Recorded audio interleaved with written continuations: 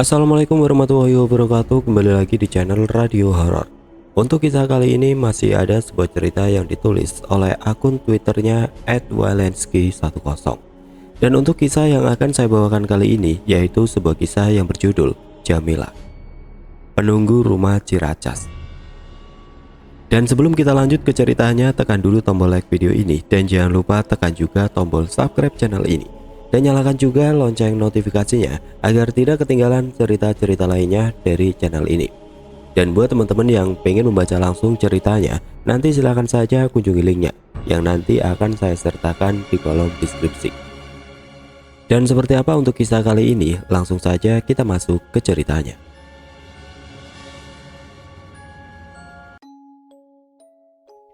Jakarta 2022. Hai, namaku Aryo. Aku mau cerita sedikit soal pengalamanku tinggal di rumah kami yang dulu. Kami sekeluarga menyebutnya rumah Ciracas karena lokasinya ada di daerah Ciracas, Jakarta Timur. Kejadiannya sih udah lama banget, di akhir era 90-an. Waktu aku masih SMA, tapi traumanya belum bisa hilang sampai sekarang. Dulu keluarga kami punya dua rumah.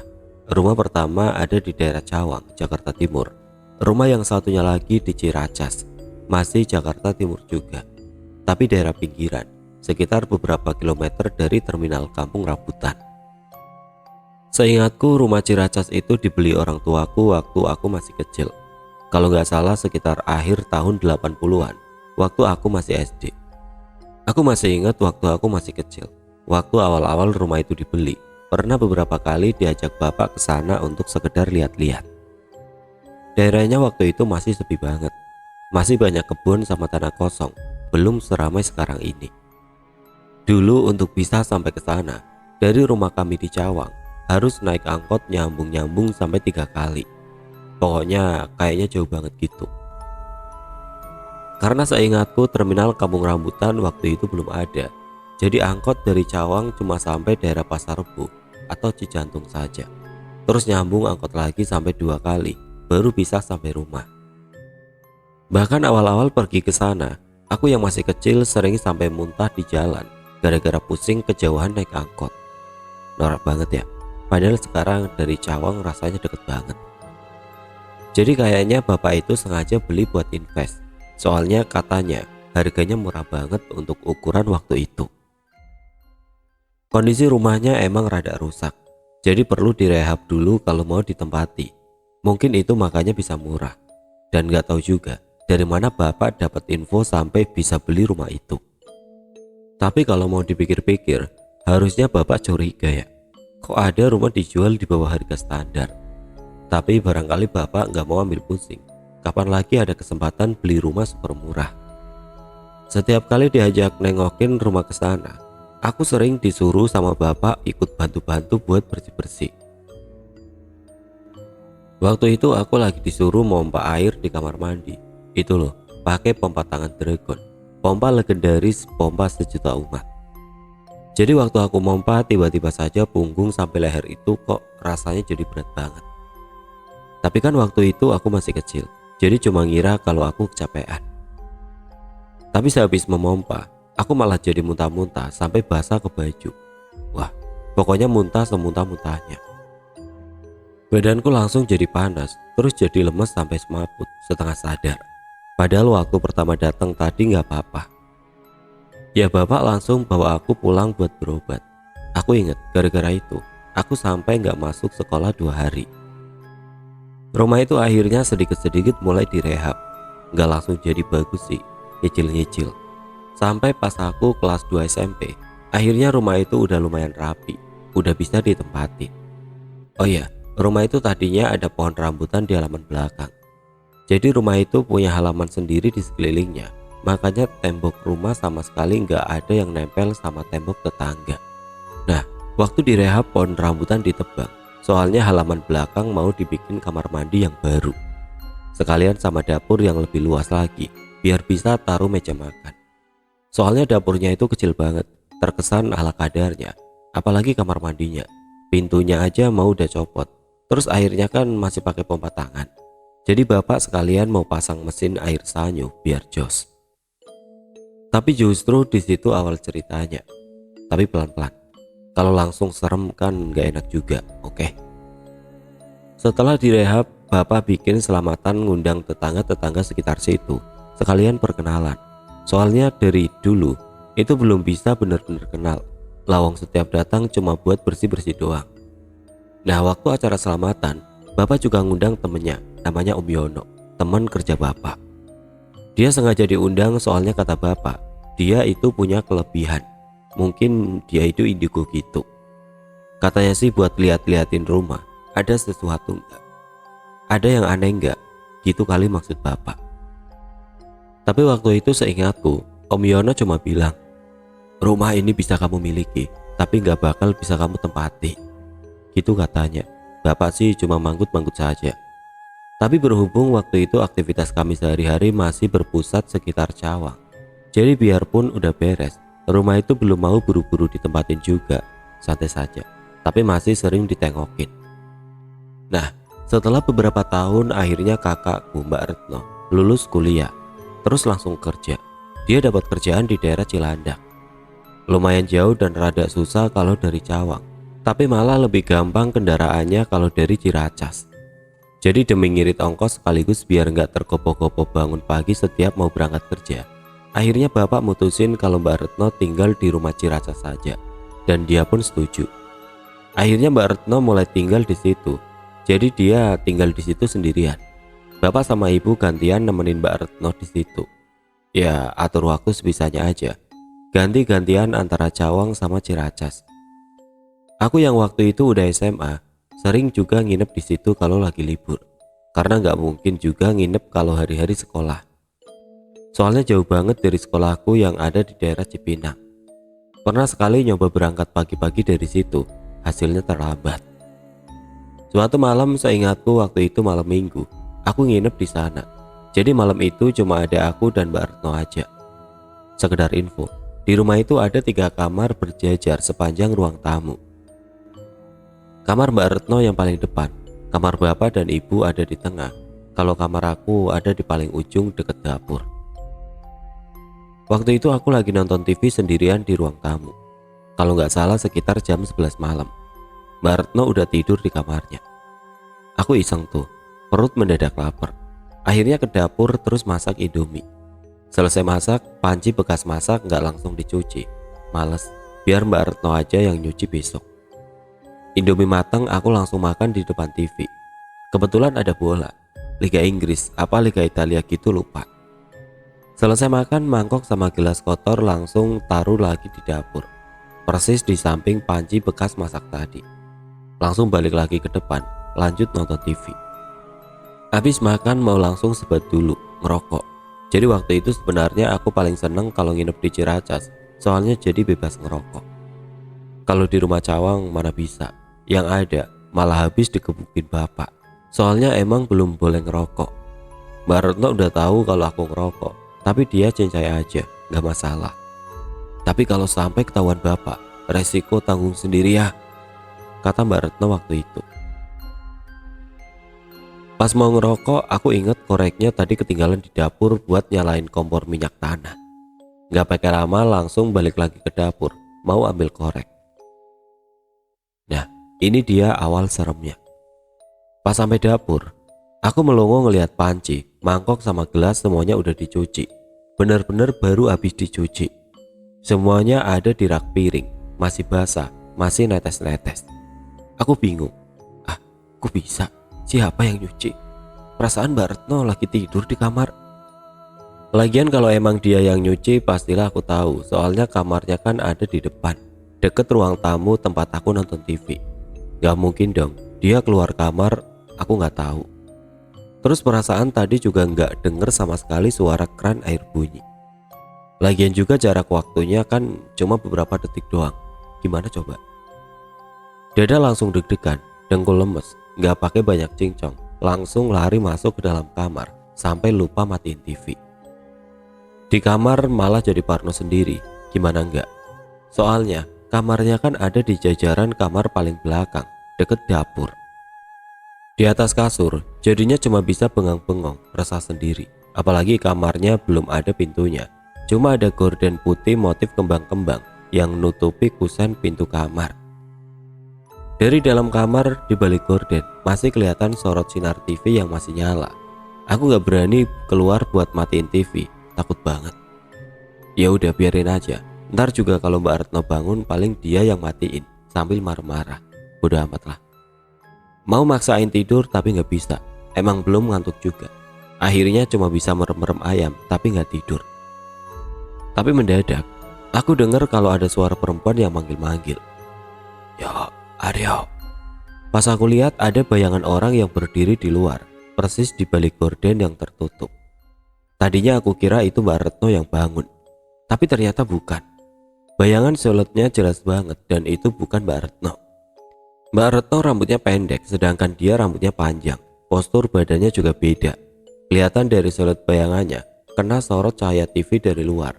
Kayak nonton wayang gitu. Ya ampun. Langsung aku tutup muka pakai bantal, ambil posisi tidur miring meringkuk menghadap tembok sambil baca-baca ayat-ayat dalam hati. Gara-gara itu aku baru benar-benar bisa tidur udah deket-deket subuh. Akhirnya bangunnya jadi kesiangan, hampir jam 12 siang. Dari kamar sayup-sayup kedengaran suara bapak yang datang, terus langsung teriak-teriak manggil. Bangun yuk, udah siang, molor aja, semalam begadang nonton bola ya. Aku terpaksa bangun deh, soalnya bapak kalau udah bangunin orang, dia gak bakal berhenti sampai orangnya bangun. Mata masih pedes, langsung keluar kamar, duduk bengong di sofa ruang tamu. Semalam lo nonton TV gak dimatiin ya? Kata Mbak Retno. Aku gak jawab, tadinya mau langsung ceritain kejadian semalam, tapi badan masih ngambang. Roh belum nyatu sama badan. Lo mau pulang ke Cawang gak? Gue mau ke sono, ada yang mau diambil. Kata Mbak Retno lagi yang udah bawa-bawa handuk siap mau mandi.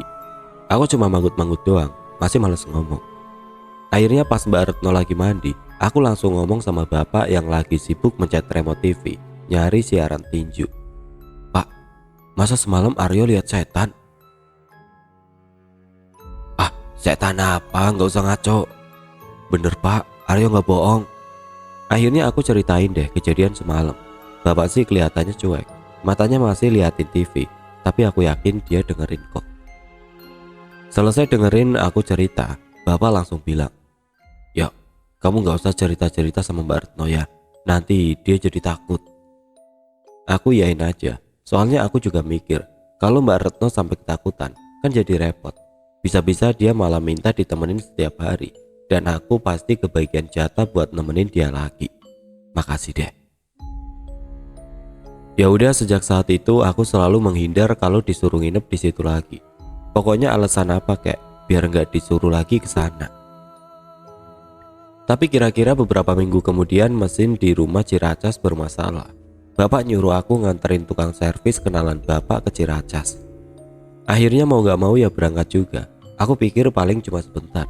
Terus kalau udah selesai aku langsung pulang lagi aja ke Cawang bareng tukang. Tapi di luar dugaan, ternyata servisnya lama, sampai habis maghrib kagak kelar-kelar. Padahal aku udah mulai gelisah. Dan akhirnya apa yang aku takutin kejadian juga. Sampai jam 8 malam servis gak kelar. Karena ternyata pipa air ada yang bocor, jadi ada lantai yang harus dibongkar. Yaelah. Aku langsung aja telepon bapak, laporan kalau servisnya nggak bisa kelar hari ini, nyambung lagi besok. Tapi bapak malah nyuruh aku nginep sekalian, biar ngirit ongkos katanya. Jadi nggak usah mondar-mandir, dan kebetulan itu kan malam minggu. Ya mau nolak gimana? Tukang servis tadinya mau ikutan nginep, tapi malah nggak jadi. Soalnya dia harus pulang dulu ambil peralatan di rumahnya. Kejadian deh, hari itu nginep. Mana Mbak Retno ngabarin kalau dia pulang malam lagi. Ada acara di kantor katanya. Tukang servis pamit. Akhirnya aku tinggal sendirian di rumah. Tapi itu belum seberapa. Mendadak Mbak Retno telepon lagi kalau dia ternyata pulang ke Cawang. Soalnya dia nebeng mobil temennya yang kebenaran rumahnya juga sekitar Cawang. Sempurna. Ya udahlah, nasi sudah jadi bubur. Mau gimana lagi? Kalau aku ikutan balik ke Cawang juga, bisa-bisa bapak marah. Soalnya rumah gak boleh ditinggal kosong. Gak usah banyak macem lah. Kunci pintu depan, langsung masuk kamar, mau langsung tidur aja. Bagusnya, karena capek seharian bantuin tukang servis, jadi gampang tidurnya. Belum lama rebahan udah langsung pulas. Nah, nggak tahu jam berapa tiba-tiba aku kebangun karena ngerasa kok kayak ada orang di belakangku. Kebetulan aku posisi tidurnya miring menghadap tembok. Tadinya sempat ngira kalau itu Mbak Retno yang nggak jadi ke cawang, tapi belum sempat nengok. Dek. Jantung langsung deg-degan pas ngerasa kalau rambutku dibelai-belai. Dibelai halus gitu, lembut banget. Aku nggak jadi nengok. Udah jelas dia bukan Mbak Retno. Soalnya seumur-umur Mbak Retno nggak pernah begitu. Nyali langsung ciut, badan langsung mengkeret. Yang bikin tambah nakutin lagi, dia belai-belai rambutku sambil nangis, merinding. Ya Allah, ya Allah, ya Allah. Aku ulang-ulang nyebut dalam hati sambil merem-meringis. Badan meringkuk abis sampai pegel kesemutan karena nggak berani gerak. Aku nggak tahu berapa lama situasi begitu. Pokoknya rasanya lama banget. Sampai akhirnya aku ketiduran. Terus bangun-bangun pas udah pagi. Tapi nggak langsung berani gerak juga. Masih posisi semula. Tapi perasaan sih kayaknya dia udah nggak ada. Pelan-pelan nengok ke belakang, aman. Nggak ada siapa-siapa. Alhamdulillah, hati jadi tenang. Akhirnya bangun langsung lihat jam. Sekitar jam 8 pagi. Duduk ngulet sebentar. Badan rasanya pada kaku, pada pegel semua. Tapi mata langsung lihat sesuatu berantakan di atas kasur. Tahu nggak apa? Rambut.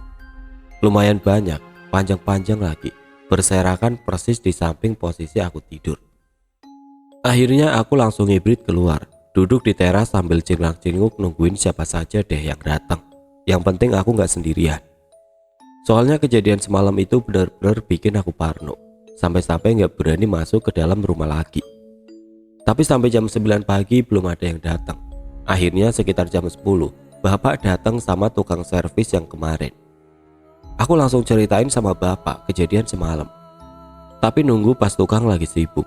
Soalnya nggak enak juga kalau dia sampai ikutan dengar. Pak, semalam setannya datang lagi.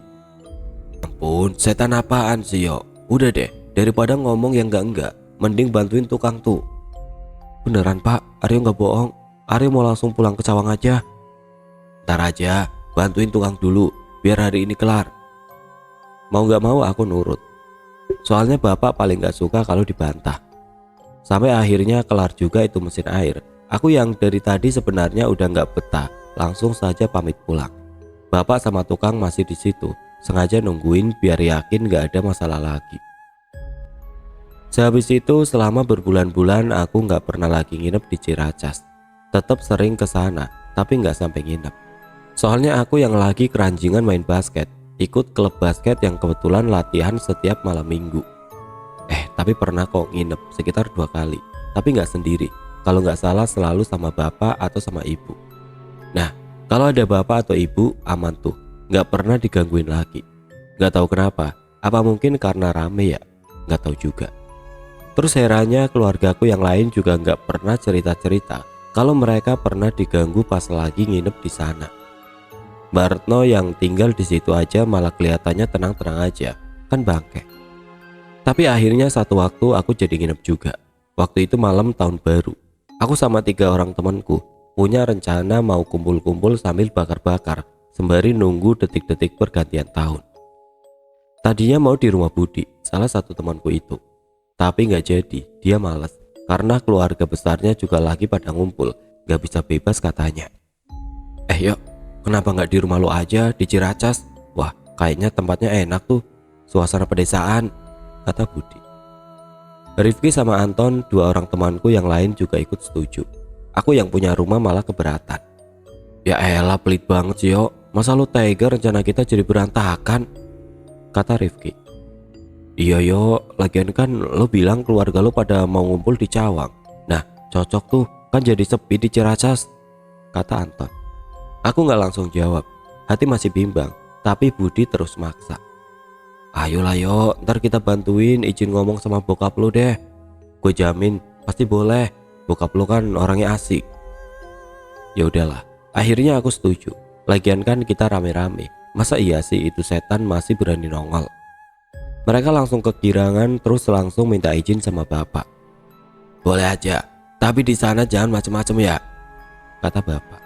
Siap om, cuma mau bakar-bakar ayam saja kok. Balas si Budi. Rifki sama Anton cuma cengar-cengir. Akhirnya jadi deh, itu malam tahun baruan di Ciracas. Waktu itu di sekitar rumah sih nggak terlalu rame, biasa saja.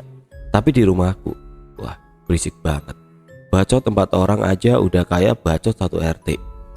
Kita ketawa-ketawa, bercanda sampai lewat tengah malam. Gitar-gitaran sambil bakar-bakar ayam di teras rumah.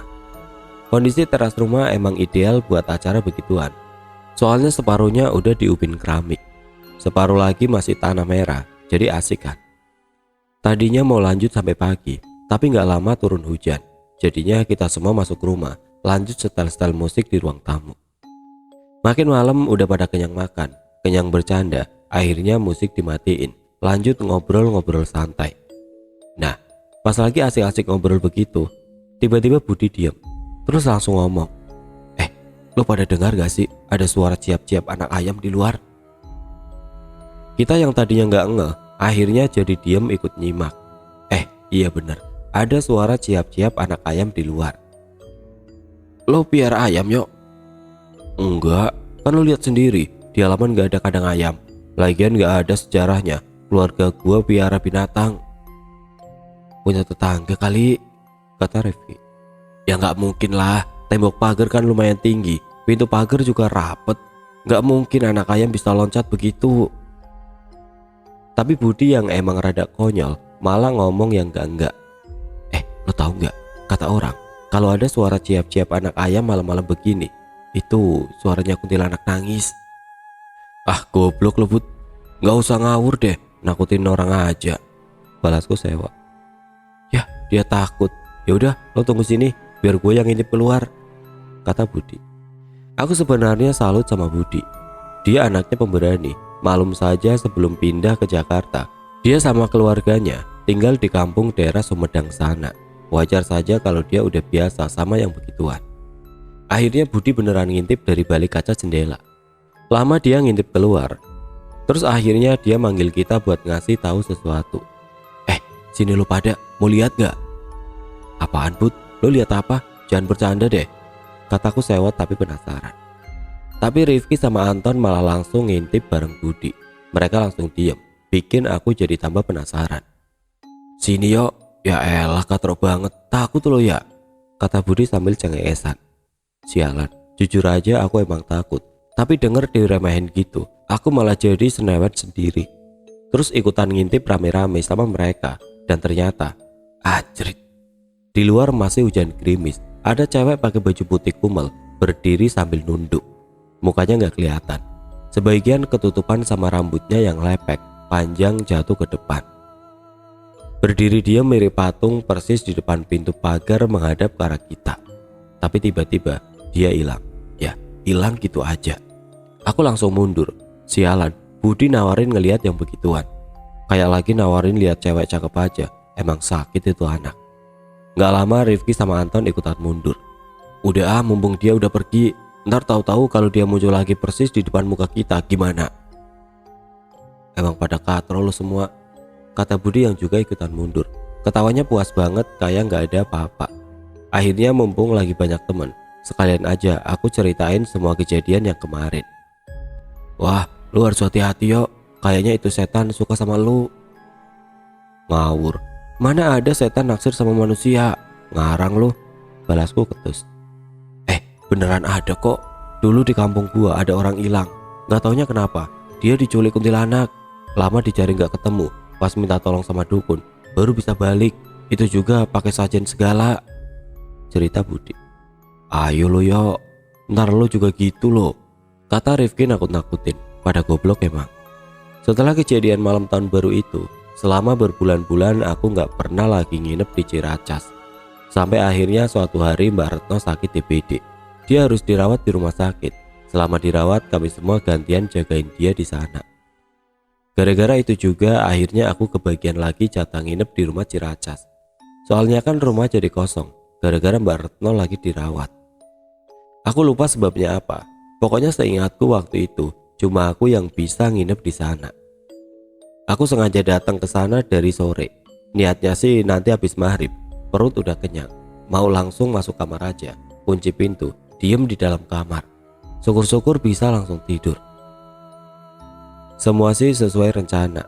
Aku sengaja minta izin sama Mbak Retno untuk tidur di kamarnya, yang jelas ada pintunya. Bukan kamar paling belakang yang cuma ditutupi gorden doang. Kamar Mbak Retno itu enak banget. Rapi, bersih, wangi. Di kamarnya ada radio tip juga, jadi bisa iseng-iseng setel lagu. Soalnya kan zaman itu dengerin musik ya cuma bisa pakai radio tip.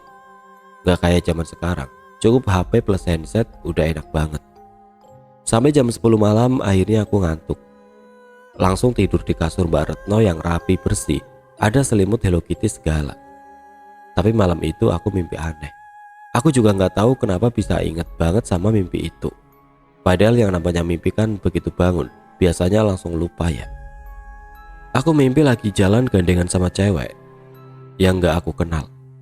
Ini bukan mimpi bahasa ya, jangan ngeres otak lu pada.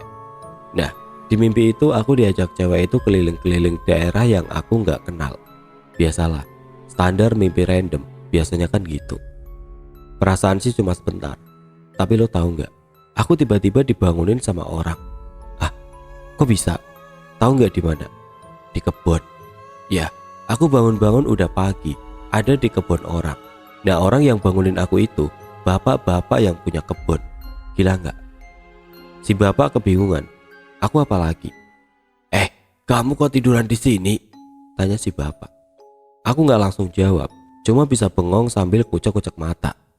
Tapi emang bener, percaya gak percaya, aku bangun di kebun orang. Sangat super duper mega ultra gak masuk akal. Kebun itu masih sekitaran rumah juga, cuma lain RT aja. Aneh bin ajaib. Gara-gara kejadian itu keluargaku langsung ngetop di lingkungan itu. Terutama aku. Bapak langsung gercep, panggil Om Yono lagi buat netralisir situasi. Akhirnya waktu itu Om Yono datang, terus ngingetin lagi. Makanya dulu saya bilang rumah ini gak bisa ditempati. Tadinya saya gak tahu kenapa, cuma bisa ngerasain aja. Ternyata ada arwah penasaran di sini. Begitu katanya. Aku langsung kaget. Serius loh, arwah penasaran? Kayak di film-film horor aja. Tapi Om Yono cuma sebatas ngomong gitu doang. Bikin aku jadi makin takut sekaligus tambah penasaran. Nah, aku coba tanya-tanya aja sama si Juanda, tetangga dekat rumah di Ciracas yang udah mulai akrab. Seumuran sama aku, anak Betawi asli, lahir gede di situ. Semua orang sini juga udah tahu yo kalau rumah lo itu horor. Horor gimana dak? Gue sih nggak tahu ya. Kejadiannya udah lama. Waktu gue masih kecil. Menurut cerita engkong gue, rumah itu dulu rumahnya Ibu Kokom. Dia udah lama janda. Suaminya udah lama meninggal. Dia punya anak gadis namanya Jamilah. Nah waktu itu Jamilah hamil sama pacarnya. Ya pacarnya sih mau tanggung jawab, siap nikahin dia. Tapi apes, udah deket-deket waktunya mau nikah, pacarnya malah mati kecelakaan. Si Jamilah langsung stres. Akhirnya gak lama, dia gantung diri di pohon rambutan yang dulu ada di belakang rumah lo itu. Ah, yang bener? Iya yo. Setelah Jamilah mati, Bu Kokom gak mau lagi tinggal di situ. Katanya jadi sedih kebayang-bayang terus sama anaknya. Akhirnya dia pindah, terus rumah itu jadi kosong. Nah, dia langsung mau jual itu rumah, nawar-nawarin tetangga. Tapi orang sini gak ada yang minat. Lagian siapa yang mau? Kata orang-orang, di rumah itu orang sering lihat ada setannya Jamilah. Seringnya dia berdiri di dekat pohon rambutan yang dulu ada di belakang rumah lo. Karena lama gak laku-laku, akhirnya itu rumah dijual murah, banting harga. Nah, bokap lo itu yang beli. Aku langsung kaget dengar cerita Juanda barusan. Pantes saja murah, ada setannya. Tapi yang aku heran, masa bapak gak tahu sih cerita kayak gini? Gak mungkin lah. Gua ngerasa bokap lo tahu yo, tapi dia gak mau cerita-cerita aja sama lo semua. Takut lo pada gak mau tinggal di situ, kata Juanda lagi. Setelah kejadian itu Mbak Retno gak mau tinggal lagi di situ. Ya siapa juga yang mau, gila aja. Akhirnya rumah itu kosong lagi. Bapak minta tolong sama Om Yono buat ngusir setan Jamilah. Nah, Om Yono katanya sih berhasil mindahin Jamilah dari situ. Gak tahu pindah kemana, gak peduli juga. Kata Om Yono lagi, setan Jamilah itu emang beneran suka sama aku. Gak tahu kenapa, ganteng kali. Makanya waktu itu cuma aku aja yang diganggu, yang lain enggak. Dan gilanya lagi, Om Yono bilang aku itu beruntung banget gak sampai dibawa si Jamilah ke alam dia. Sinting gatuh. Akhirnya sehabis setan Jamila diusir, tadinya bapak mau Mbak Retno balik lagi. Udah tahu kan jawabannya Mbak Retno apa? Enggak. Beneran kejadian deh tuh. Omongannya Om Yono, rumah itu beneran cuma bisa dimiliki, tapi nggak bisa ditempati. Akhirnya dengan berat hati, rumah itu dijual lagi sama bapak. Emang dasarnya rezeki, nggak lama rumah itu ada yang beli. Dan semenjak itu aku nggak tahu lagi gimana keadaan rumah itu. Udah beneran aman apa enggak? Setan Jamila balik lagi apa enggak? Nggak tahu lah, nggak pengen tahu juga, trauma. Makanya sampai sekarang aku kalau tidur selalu cari posisi miring, meringkuk menghadap tembok. Mau tidur dimanapun, sebisa mungkin ambil posisi tidur begitu. Soalnya benar-benar trauma. Kalau tidur nggak menghadap tembok, rasanya gelisah aja. Masih sering terbayang-bayang kalau dia ada di sebelahku.